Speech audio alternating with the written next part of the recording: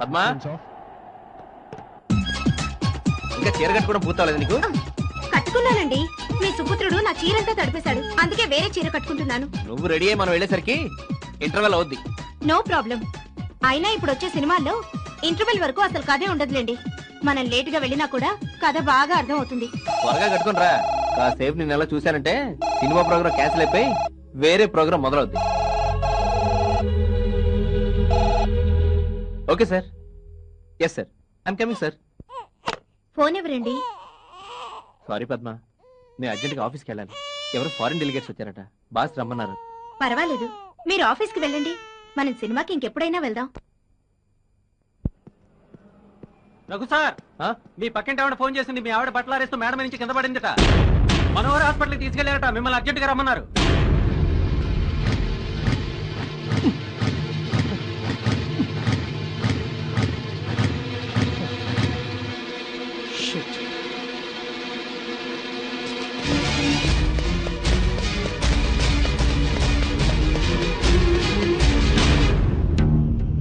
ఎక్కడికి వెళ్ళావు?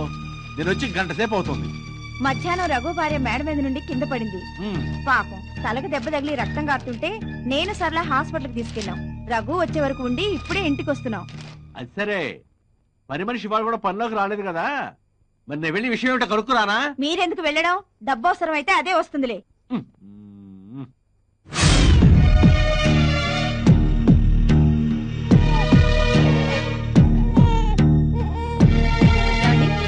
మిమ్మల్ని డాక్టర్ గారు పిలుస్తున్నారు.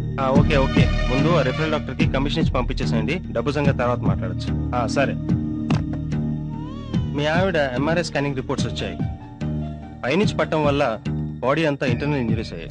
ముఖ్యంగా ఇక్కడ తగలటం వల్ల బ్రెయిన్ లో బ్లడ్ క్లాట్ అయింది. ఆపరేషన్ ఎంత త్వరగా చేస్తే అంత మంచిది. ఆపరేషన్ ఎంత డబ్బు అవసరం అవుతుంది డాక్టర్? ప్రస్తుతానికి 50,000 తీసుకురండి. రిమైనింగ్ అమౌంట్ ఆపరేషన్ తర్వాత పే చేయొచ్చు. సరే డాక్టర్, డబ్బు తీసుకుని ఎట్లా వచ్చేసాను? ఎక్స్క్యూజ్ మీ, మీరు డబ్బు తెస్తే గానీ ఆపరేషన్ మొదలు పెట్టలేము.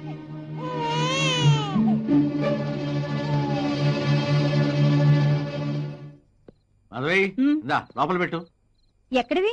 ఆ మస్తాన్ వలి మనకి ఇవ్వాల్సిన అసలు వడ్డీ మొత్తం కల్పించాడావమ్మా. వీడెవడరా ఇప్పుడు వచ్చాడు? ఏమిటి రఘు, మీ ఆవిడికి ఎలా ఉంది? సీరియస్ గా ఉందండి.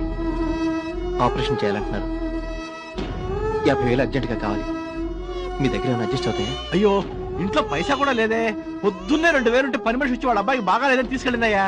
రేపు పొద్దున్నే నా బైక్ అమ్మేసైనా ఇస్తాను. కనీసం 5,000 ఉంటే ఇవ్వండి.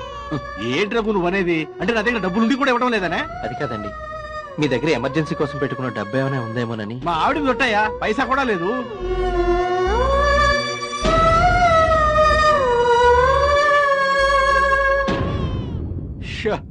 వచ్చింది ఎవరండి? ఎవడో చందా కోసం వచ్చాడులే. వడ్డీతో కలిపి 48,000 లెక్క పెట్టుకోండి. లెక్క పెట్టుకోని కరెక్ట్ గా అంటున్నావు. ఇంతకీ ఈ కరెక్ట్ గా ఉన్నాయా? నువ్వు ఇక్కడే ఉండవు. అరే, మీ ఆవిడకి ఎలా ఉందిరా? Doctor operation చేయాలంటున్నారా? 50,000 దాకా కావాలట. మరి డబ్బు అడ్జస్ట్ అయిందా?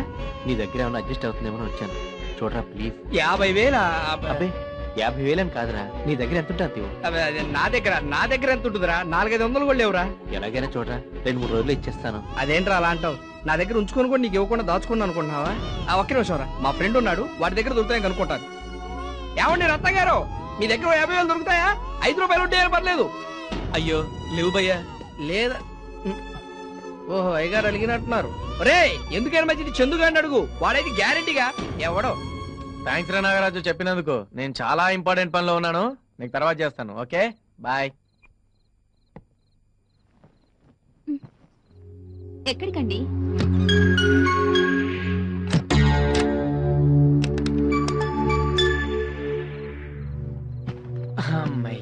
ఎందుకు బయట తాళం వేసి వచ్చారు? మా ఫ్రెండ్ వాళ్ళ మిస్సెస్ హాస్పిటల్లో ఉంది. వాడు వచ్చి నన్ను డబ్బులు అడుగుతాడేమోనని. ఎవరు? రఘు అంటారా ఆయన? పాపం చాలా సార్లు మీకు నా ముందే డబ్బులు ఇచ్చాడు, ఇవ్వొచ్చుగా. నా దగ్గర ఎక్కడున్నాయి? పొద్దున్నగా బ్యాంకులో నుండి 40,000 డ్రా చేశారు. అదా, ఆ డబ్బులు నా గర్ల్ ఫ్రెండ్ నళినికి గిఫ్ట్ కొనిద్దామని. ఎవరికి? నాకేనా? నీకు కాకపోతే ఎవరికి కొంటానే, నా మిడ్ నైట్ మసాలా.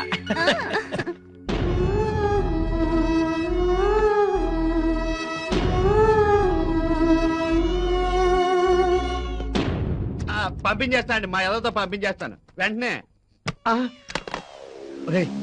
ఆ రొగ్గే డబ్బుల కోసం వస్తున్నట్టున్నాడు. నన్ను అడిగితే నేను లేనని చెప్పు. అంటే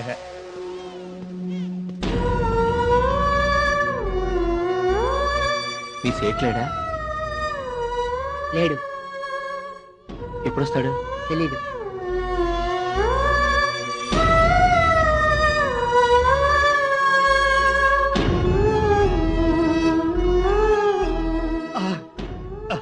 వెరీ గుడ్, బాగా మేనేజ్ చేశారా. ఎల్లో కేజీ బెల్లముకు తిను. 2 కేజీలు తింటాను. తినే. గంటలో వస్తానని ఇంకా ఇక్కడే ఉన్నారేంటండి? ఓ, డబ్బు అడ్జస్ట్ కాలేదా? చూడండి, ఆపరేషన్ వెంటనే చేయాలి. తర్వాత పేషెంట్కి ఏమైనా అయితే మాత్రం మమ్మల్ని మీరు బ్లేమ్ చేయొద్దు. దేవుడి మీద భారం వేసి కూర్చోండి, ఆయనే వచ్చి కాపాడతాడు.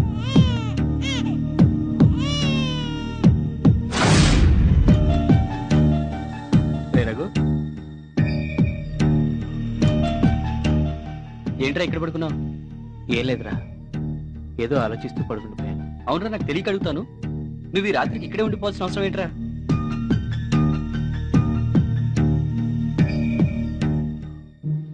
రే, ఇలా అంటున్నానని మరోలా అనుకోవద్దు. నువ్వంటే రెండో పెళ్లివాడివి, కానీ తను ఎన్నో కోరికలతో నిన్ను పెళ్లి చేసుకుని ఉంటుంది. అదేం పట్టించుకోకుండా తన మానం తను వదిలేసి నువ్వు ఇలా తిరుగుతూ ఉంటే ఏదో ఒక రోజు తన దారి తను చూసుకుంటుందిరా. పరిస్థితి అంతవరకు రాకుండా జాగ్రత్త పడడం మంచిది, లేకపోతే నీ పరువు రోడ్డున పడడం గ్యారంటీ. ఏమండి, అటు సైడ్ 2 అమ్మాయిలు వెళ్ళారు, చూసారా? చూశాను గానీ వాళ్ళు అమ్మాయిలు అబ్బాయిలో తెలియట్లేదండి. అదేంటి, అమ్మాయిలో అబ్బాయిలో ఆ మాత్రం తేడా తెలీదా? ఎలా తెలుస్తుందండి? వాళ్ళ ఒంటిలో బట్టలు ఉన్నాయి. రేయ్, పోలీసోడితో ఎటకారాలొద్దు, ఎన్కౌంటర్ అయిపోతావు యాదవ. బాబు డాగర్, మాట ఈ అడ్రస్ ఎక్కడ కాస్త చెప్దు. సర్లే, నా పేరు ఠాగూర్ అని ఎవరు చెప్పారు? నీ పర్సనాలిటీ చూసి అలా పిలవాలనిపించిందిలే. నీ పర్సనాలిటీ చూసి నేనేమని పిలవాలనుకున్నాను? చెప్పు. వద్దులే, చెప్తే ఎలకల మంది వస్తారు. సర్లేదు, ముందు ఈ అడ్రస్ ఎక్కడ చెప్దు. ఈ అడ్రస్ ఇలా స్ట్రైట్ గా వెళ్ళాను. లెఫ్ట్ తీసుకో. తీసుకున్నాను. అక్కడ షకీలా బ్రాందీ షాప్ అని ఉంటుంది. ఎక్కడ ఉంటుంది? బ్రాంతి షాప్ ఉంటుందా? పాప వద్దు, చెప్దు.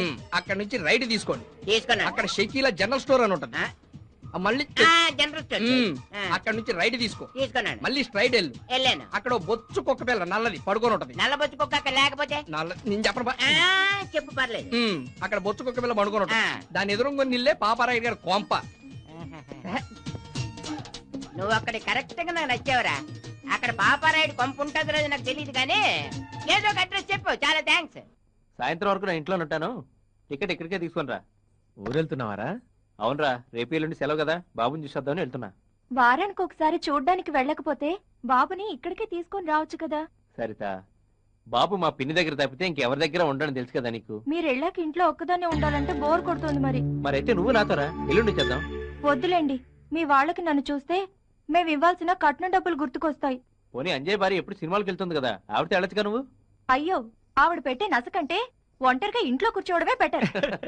అరే చందు, సాయంత్రం మీ ఫ్రెండ్ ఊరిల్లుంటాడు, సెల్ ఫోన్ మర్చిపోయానని వెళ్ళి ఆవిడితో ఆ మాట ఈ మాట చెప్పి లైన్ లో పెట్టాలని కదరా నీ ఆలోచన. ఏమైనా సరేరా, అమ్మాయిల్ని పటాయించడంలో నీ తర్వాత రా ఎవరైనా. నేను అలాగే అనుకున్నాను రా, కానీ ఈ సరిత విషయంలోనే వర్కౌట్ అవ్వట్లేదు.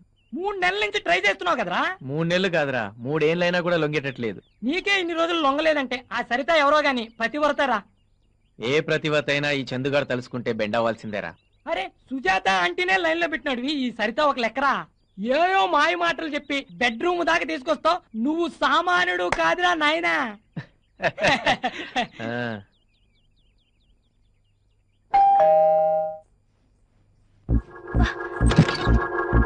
సరిత గారు,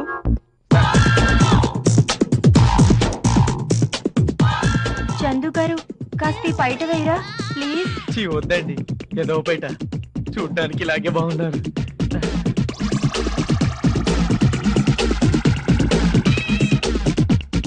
ఏంటండి ఇలా చేశారు?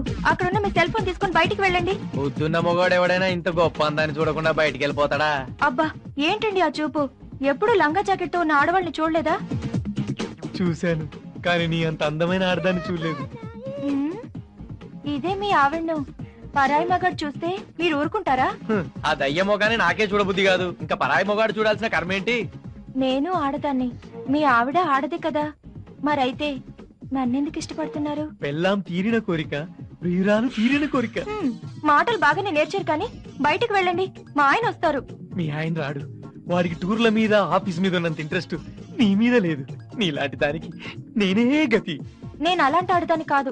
నేను మాత్రం అలాంటి మగాన్నే. దా, నన్నేం చెయ్యకు ప్లీజ్. నిన్నేం చేయను, జస్ట్ రేప్ చేస్తాను. కావలిస్తే కేసు పెట్టుకో. నీలాంటి అందగత్తెని అనుభవించానన్న తృప్తితో ఎన్నేళ్ళైనా జైల్లో ఆనందంగా గడిపేస్తాను.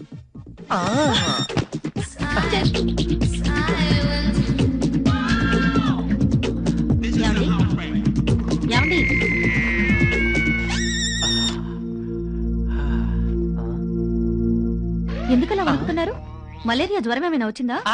కలరా వచ్చింది. ఎందుకు లేపావు? ఇదిగోండి మీ సెల్ ఫోన్. ఇదెవరిచ్చారు నీకు? పొద్దున్నే మీరు రఘు ఇంట్లో మర్చిపోయారని సరిత ఫోన్ చేసి చెప్తే తీసుకొచ్చాను. నా బట్టలు తిరిగిచ్చావా? ఇవ్వలేదండి. మరి అదే చెప్పిన పని చేయు, చెప్పిన పని మాత్రం చేస్తావు. ఎలా హే దరిద్ర మంచి నిద్ర డిస్టర్బ్ చేసావు.